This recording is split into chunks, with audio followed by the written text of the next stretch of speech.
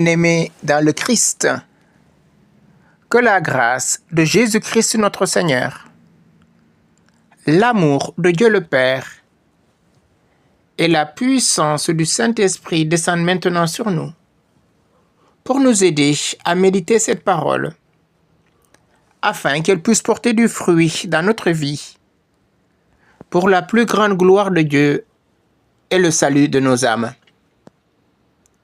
En ce troisième dimanche du temps pascal, j'aimerais méditer avec vous l'évangile de Jésus-Christ selon saint Luc, au chapitre 24, du verset 13 au verset 35. Le même jour, 2 disciples faisaient route vers un village appelé Emmaüs, à 2 heures de marche de Jérusalem, et ils parlaient entre eux de tout ce qui s'était passé. Or, tandis qu'ils s'entretenaient et s'interrogeaient, Jésus lui-même s'approcha et il marchait avec eux. Mais leurs yeux étaient empêchés de le reconnaître. Jésus leur dit: « De quoi discutez-vous en marchant ?» Alors ils s'arrêtèrent tout tristes. L'un des deux, nommé Cléophas, lui répondit: « Tu es bien le seul étranger résidant à Jérusalem qui ignore les événements de ces jours-ci. » Il leur dit: « Quel événement ?» Ils lui répondirent: « Ce qui est arrivé à Jésus de Nazareth, cet homme qui était un prophète, puissant par ses actes et ses paroles, devant Dieu et devant tout le peuple. Comment les grands prêtres et nos chefs l'ont livré. Ils l'ont fait condamner à mort et ils l'ont crucifié. Nous espérions que c'était lui qui allait délivrer Israël. Mais avec tout cela, voici déjà le 3e jour qui passe depuis que c'est arrivé. À vrai dire, des femmes de notre groupe nous ont remplis de stupeur.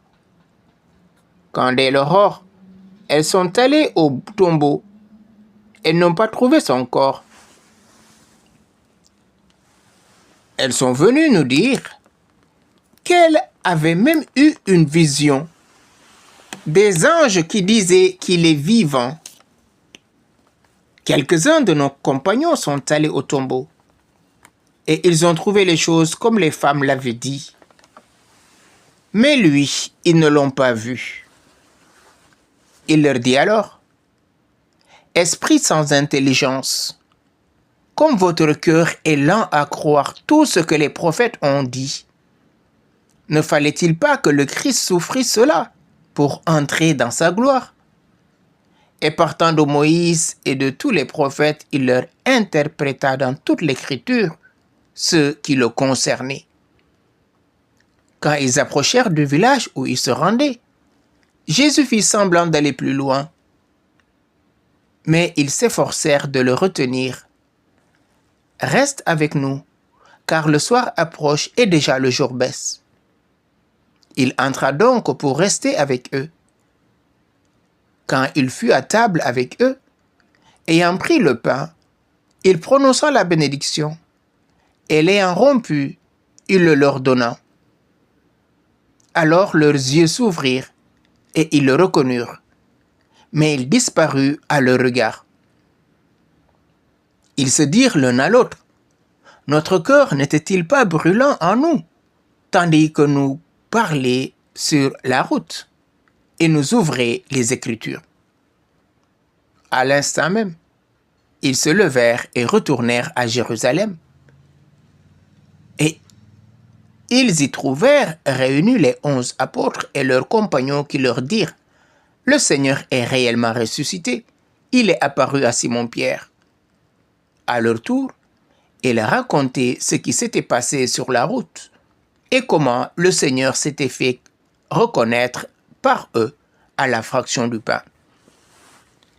Bien-aimés dans le Christ, deux disciples qu'on appelle les disciples d'Emmaüs, Cléophas et son compagnon,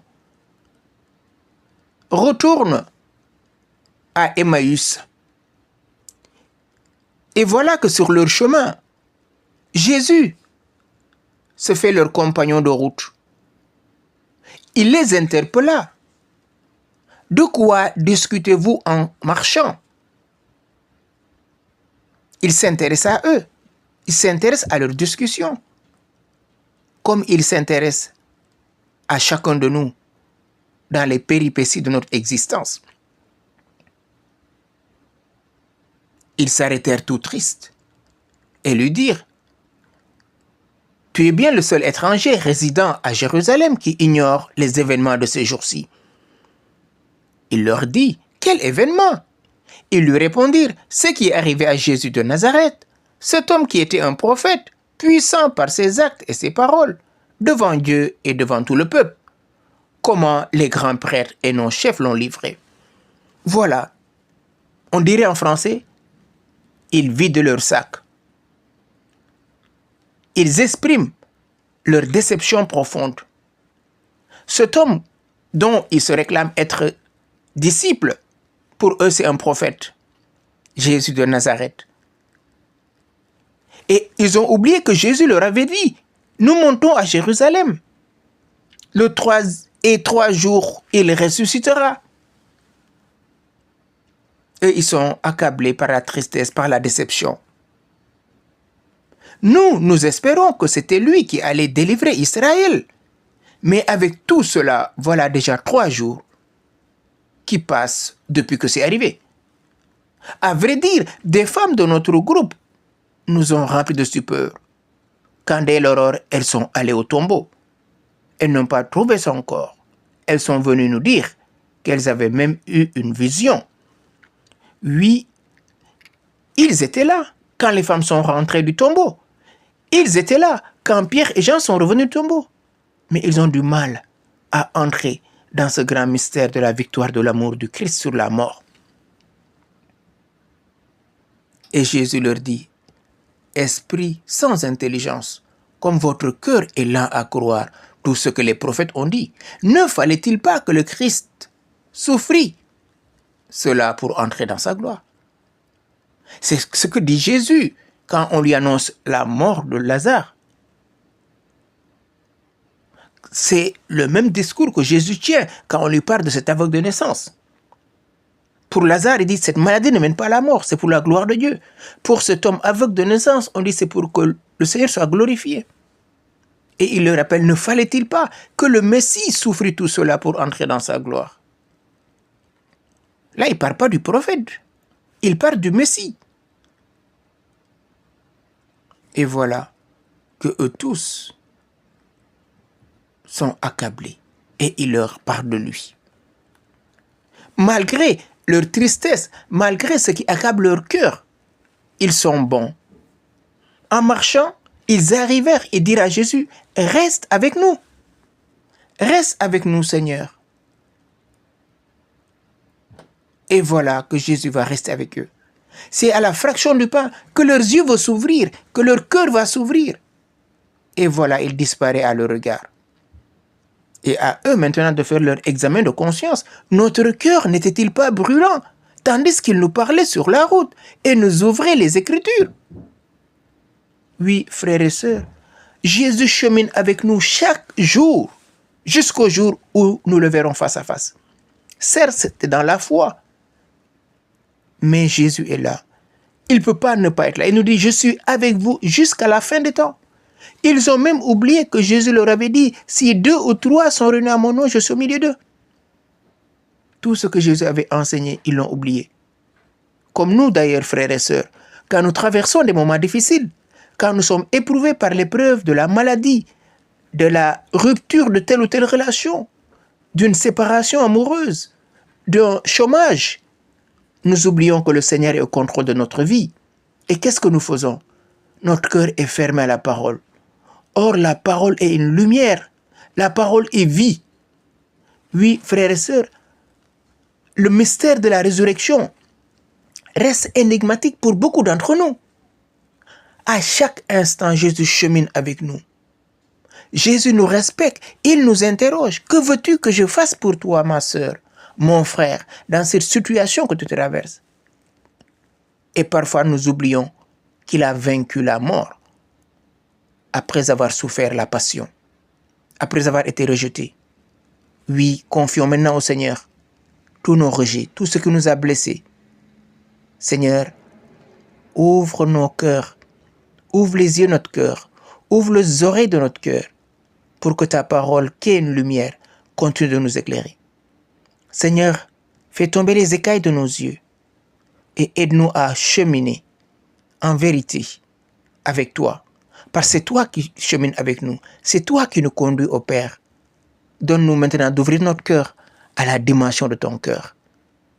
Esprit Saint, toi qui as inspiré les Écritures saintes, ouvre-nous à l'intelligence des Écritures et donne-nous de demeurer avec Jésus, que sa parole continue d'alimenter notre vie, que sa parole continue d'exercer sa puissance en chacun de nous.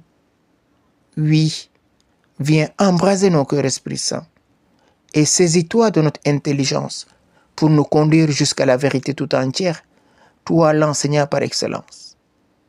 Oui, Seigneur Jésus, en tes mains j'abandonne cette situation qui m'empêche de vivre, cette inquiétude, cette maladie, ce problème.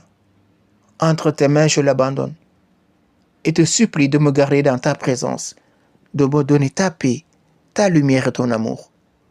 Maranatha, viens Seigneur Jésus.